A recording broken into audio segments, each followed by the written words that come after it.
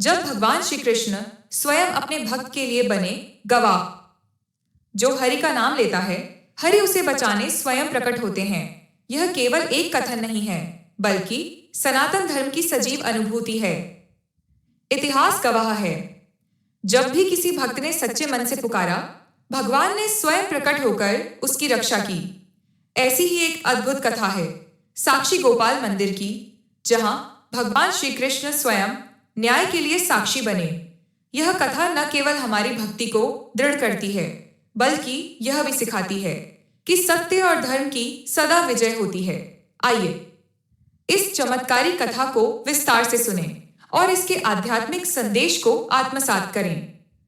बहुत समय पहले की बात है, जब दो ब्राह्मण, एक वृद्ध और एक युवा, वृंदावन की यात्रा पर निकले।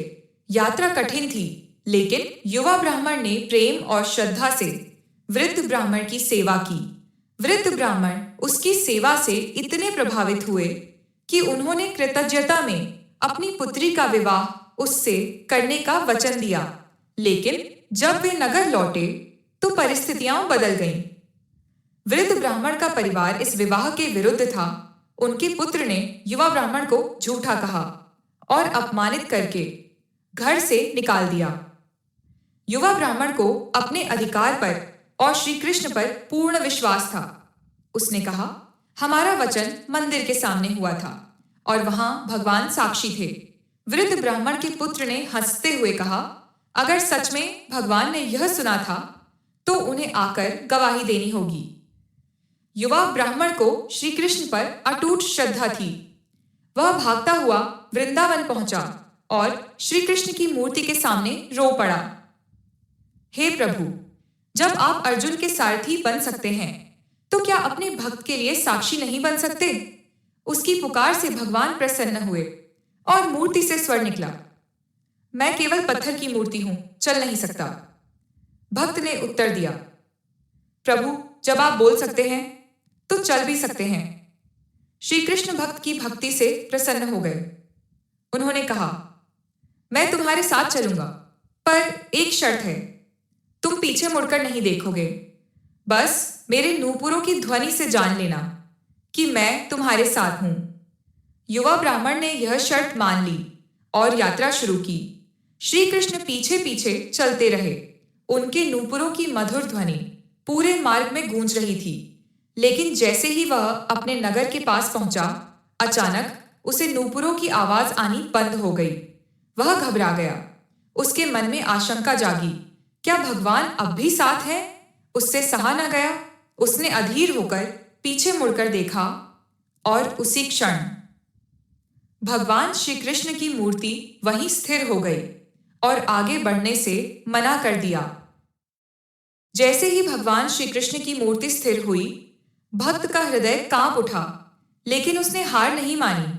उसने सोचा, अब जो भी करना है सत्य को सामने लाने के लिए करना है। युवा ब्राह्मण दौड़ता हुआ नगर पहुंचा। उसने सभी को इकट्ठा किया और कहा, देखो, भगवान श्री कृष्ण स्वयं मेरे साथ आए हैं। वे इस बात के साक्षी हैं कि वृद्ध ब्राह्मण ने अपनी पुत्री का वचन मुझे दिया था। लोग अवाक रह गए, किसी को विश्वास नहीं हुआ। इतनी विशाल मूर्ति जो वृंदावन में थी, वो यहां तक कैसे आ गई? ये तो चमत्कार है, कोई माया नहीं, कोई छल नहीं, सिर्फ भक्ति का प्रताप है। तभी भगवान श्री कृष्ण ने स्वयं घोषणा की, हां, इसने जो कहा वह सत्य है। वृद्ध ब्राह्मण ने मंदिर के सामने इससे अपनी पुत्री के विवाह का वचन दिया था और यह वचन पूरा किया जाना चाहिए। अब कोई विवाद शेष नहीं रहा। सत्य सामने था। भगवान स्वयं उसकी पुष्टि कर चुके थे। वृद्ध ब्राह्मण का परिवार, जिसने पहले विरोध किया था, अब सच्चाई स्वीकार करने को विवश हो गया। उन्होंने अपनी भूल मानी और श्रद्धा से उस वचन को निभाया। उसके बाद युवा ब्राह्मण का विवाह वृद्ध ब्राह्मण की पुत्री से संपन्न हुआ और उसी स्थान पर जहां श्री कृष्ण की मूर्ति स्थिर हुई थी, वहां एक भव्य मंदिर का निर्माण किया गया।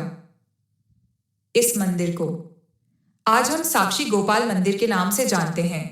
यह केवल एक मंदिर नहीं, यह एक प्रतीक है सच्ची भक्ति का, अटूट विश्वास का और न्याय की सजीव मूर्ति का। आज भी लाखों श्रद्धालु इस मंदिर में आते हैं और अनुभव करते हैं भगवान श्री कृष्ण के न्यायकारी और करुणामय स्वरूप को। तो इस कथा से हमें क्या सीख मिलती है? सच्ची भक्ति में अपार शक्ति होती है। भगवान अपने भक्तों को कभी निराश नहीं करते।